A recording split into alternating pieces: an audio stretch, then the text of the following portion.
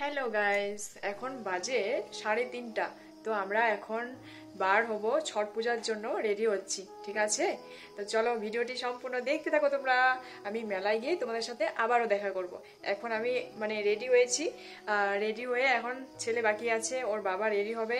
তো চলো, ওরা মুখ ধোয়াধুয়ি করছে, আমার তো কখনই স্নান সেরে আমি রেডি হয়ে পুরোপুরি ফিটফাট হয়ে গেছি। চলো, তোমরা কে কে যাচ্ছ আমার সাথে তো তোমরা অবশ্যই কমেন্ট করো। আমাদের ডাঙ্গলা বাজারে পুকুর পাড়ে ছট পূজায়। ছট পূজা সম্বন্ধে তোমাদের কাছে আমি কিছু একটু আলোচনা করব। বন্ধুরা, সনাতন ধর্মের যে 5 জন দেবদেবীর নিত্য কথা বলা হয়েছে তার মধ্যে একজন অন্যতম হলেন সূর্য দেবতা। সেই সূর্য দেবতা এবং তার পত্নী উষা তথা প্রত্যুষার উদ্দেশ্যে এই ছট পূজা করা হয়ে থাকে। সূর্যের রশ্মিকে ছটা বলা হয়, আর এই ছটা থেকে ছোটি কথাটি এসেছে। অন্যদিকে সূর্যের পত্নী উষা দেবীকে ছোটি মাইয়া হিসেবে গণ্য করা হয়। আর যেহেতু হিন্দু পঞ্জিকা অনুযায়ী প্রত্যেক বছর অমাবস্যার কালী পূজা শেষ হলে কালী পূজার 6 দিন পরে কার্তিক মাসের ষষ্ঠীর দিন এই সূর্য দেবতার পূজা হয়ে থাকে, সেই কারণে এই পূজার নাম ছট পূজা। আমরা যাকে বাংলা ভাষায় 6 বা ষষ্ঠী বলি, ভোজপুরি ভাষায় বা মৈথিলি ভাষায় এই 6কেই বলা হয় ছোটি। তাই এই পূজার নাম ছোটি মাইয়ার পূজা।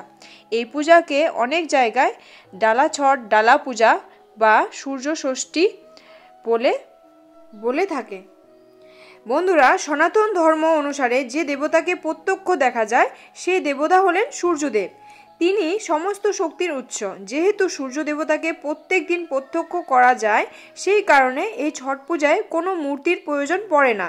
ভারতবর্ষের হিন্দি ভাষাভাষীর মধ্যেও এই পূজার চল বেশি থাকলেও বর্তমানে বিভিন্ন সম্প্রদায়ের মানুষ, এমনকি বিভিন্ন দেশেও এই পূজা করা হয়ে থাকে। তবে এই পূজার সবথেকে প্রাধান্য দেখা যায় মূলত উত্তর ভারতের বিহার, উত্তরপ্রদেশ, ঝাড়খণ্ড, রাজস্থান এবং পশ্চিমবঙ্গের হিন্দুভাষী মানুষদের মধ্যে। তবে নেপাল এবং ভুটানেও এই পূজার যথেষ্ট প্রাধান্য দেখা যায়।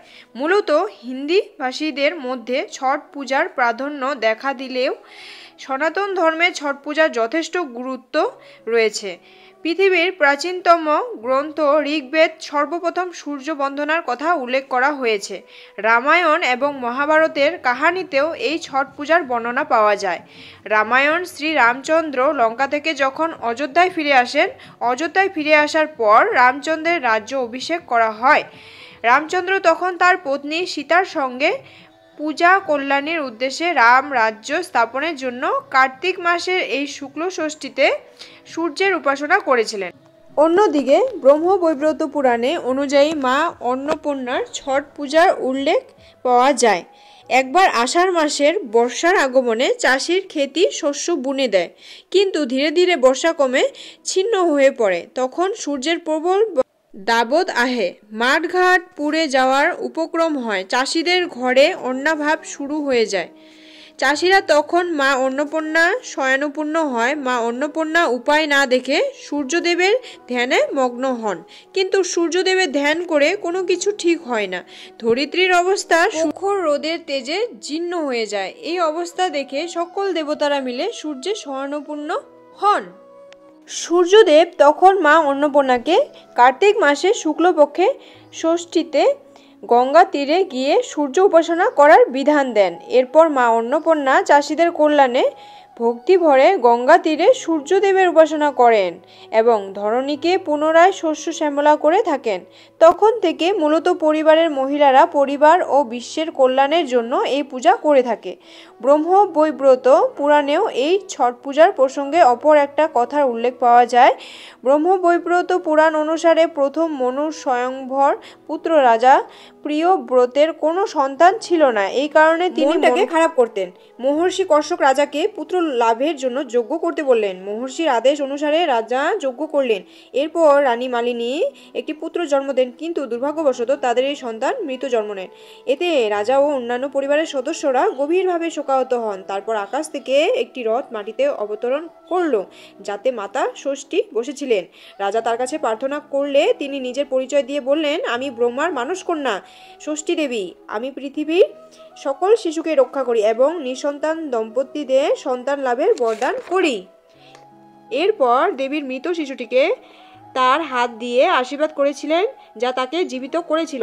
দেবীর এই কৃপায় রাজা খুব খুশি হন এবং তিনি ষষ্ঠ দেবীর পূজার প্রচলন শুরু করেন। এরপর থেকে ধীরে ধীরে এই ছট পূজার সর্বত্র ছড়িয়ে পড়ে বলে গণ্য করা হয়। তাই এই পূজা করলে সন্তান সুখ এবং কাঙ্ক্ষিত ফল পাওয়া যায়।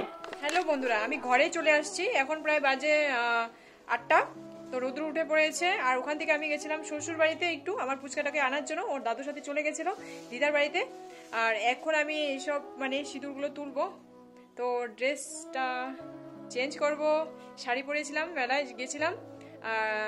সবাই ভালো থেকো, সুস্থ থেকো। আবার আসছি আগামী দিনে, তোমাদের সাথে নতুন কোনো ভিডিওর সাথে।